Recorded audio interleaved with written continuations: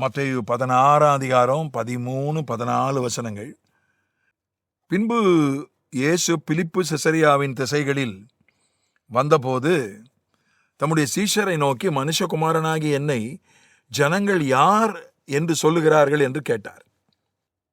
அதற்கு அவர்கள், சிலர் உம்மை யோவான் ஸ்நானன் என்றும், சிலர் எலியா என்றும், வேறு சிலர் எரேமியா அல்லது தீர்க்கதரிசிகளில் ஒருவர் என்றும் சொல்லுகிறார்கள் என்றார்கள். இயேசு ஒரு கேள்வி கேட்டார் தம்முடைய சீடர்களிடத்தில். ஜனங்க என்னை பற்றி என்ன சொல்கிறாங்க? அதுக்கு பல பதில்கள் சொன்னாங்க. அதில் முதல் பதில், சிலர் உம்மை யோவான் ஸ்நானன் என்று சொல்கிறார்கள். இதை நீங்கள் படிச்சீங்கன்னா ஆச்சரியமாக இருக்குது, எப்படி ஜனங்க இப்படி சொல்கிறாங்கன்னு.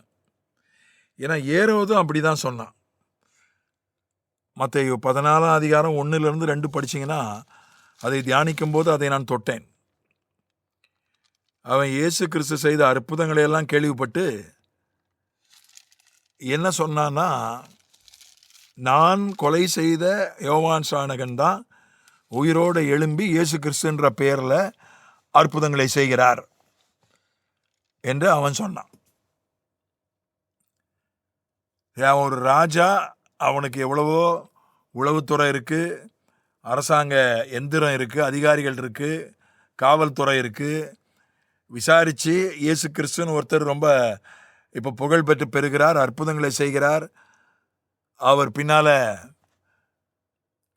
கூட்டங்கள், அவர் பின்னால் பெரிய கூட்டம், லட்சக்கணக்கில் கூட்டம் போகிறதுனா நிச்சயமாக அவர் எந்த ஊர், அவர் எப்போ பிறந்தார், அவர் யார் இடத்துல ஞானஸ்நானம் பெற்றார், எல்லாமே ரிப்போர்ட் வந்துடும் ராஜாவினுடைய டேபிளுக்கு. அவன் அந்த ரிப்போர்ட்டை பார்க்கலையா, அல்லது அப்படி ஒரு ரிப்போர்ட்டையே கேட்கலையா தெரியல. கண்ணை மூடிட்டு யோவான் ஸ்நானகன் உயிரோடு எழும்பி இயேசு என்ற பெயரில் அற்புதம் பண்ணுறாரு அப்படின்னு சொல்லிட்டான். சரி, அவனாவது ஒரு புறஜாதியான், அவனுக்கு ஒன்றும் தெரியாது என்று வைத்துக்கொள்வோம். ஆனால் இவங்க ஜனங்க, யூத ஜனங்க, வசனம் தெரிஞ்சவங்க, விருத்த சேதனம் உள்ளவங்க, இவங்க என்ன சொல்கிறாங்க? யோவான் ஸ்நானகன் என்று சொன்னார்கள் இயேசுவை. யோவான் ஸ்நானகனும் இயேசு கிறிஸ்துவும் ஒரே வயசு, 6 மாதம்தான் வித்தியாசம்.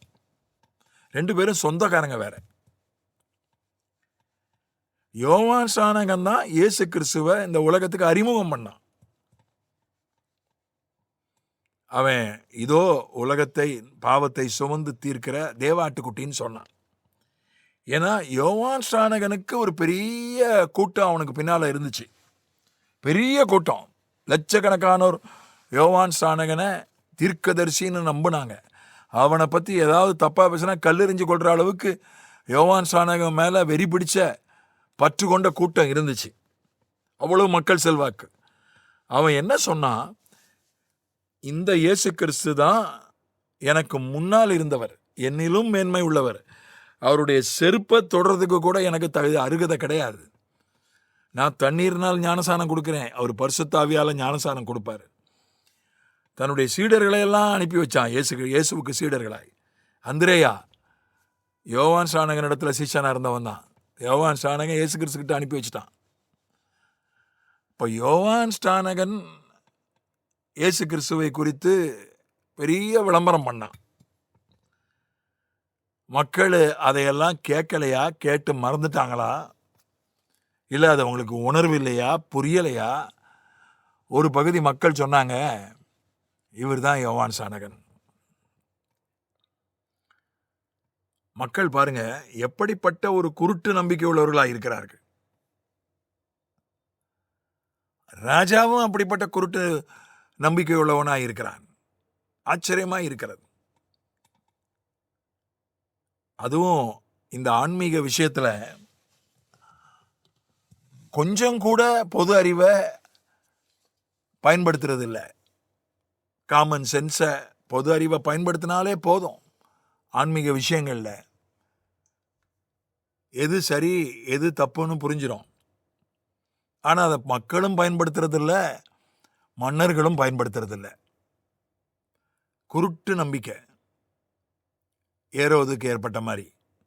மக்களுக்கு ஏற்பட்ட மாதிரி. மக்களின் ஒரு பகுதியினர் இயேசுவை யோவான் ஸ்நானகன்னு சொன்னாங்க. யோவான் ஸ்நானகன் தானையா இயேசு கிறிஸ்துவுக்கே ஞானஸ்நானம் கொடுத்தான்.